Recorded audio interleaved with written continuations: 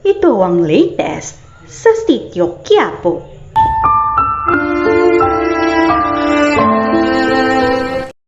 Ito ang mga eksenang dapat mong abangan sa araw ng Miyerkules dito lamang sa Batang Quiapo. Malugod na ibabalita ni Agustus sa kanyang asawa ang pagkamatay di umano ni Primo. Labis namang magdadalamhati si Amanda sa balitang ito, pero imbes na damayan ay mas papahirapan pa siya ng kanyang mister. Magagawa na ngang kontrolin ni Agustus ang kanyang asawa at lalo pa niyang mamanipulahin ang utak nito.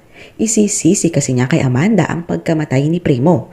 Kung hindi kasi umano ito nakipagbalikan at muling minahal ang kanyang dating pag-ibig, di sana daw ay buhay pa ngayon si Supremo.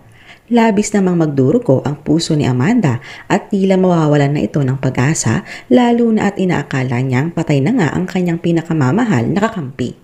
Pero kung may isang puso nagluluksa, may dalawang puso naman ang tila yumayabong na ang pagsinta, sina Ramon at Mokang. Tila nagkakahulugan na nga ng loob ang dalawa, lalo pa at itong drug lord todo alaga at papuri sa kanyang asawa. Samantala sa koreksyonal ay napagsabihan ni na Direktor Espinas itong si Bong.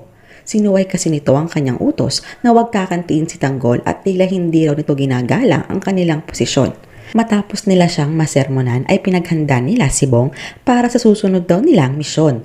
At sa pagkakataong ito, nais isali ni Dr. Espinas si Tanggol sa kanilang trabaho. Noong una ay nagduda pa itong si Balakubak. Baka daw kasi hindi kayanin ng binata ang kanilang modus. Pero si Direktor, mataas ang kumpiyansang magagawa ito ng binata. Kaya naman hindi nagtagal ay pinatawag na nila ang ating bida upang simulan ang pagpasok nito sa kanilang gawain. Sapat nga kaya ang kakayahan ni Tanggol upang makaahon sa lusak? Mag-like and subscribe na para updated ka sa ating kwento. Thank you for watching. Stay safe and God bless.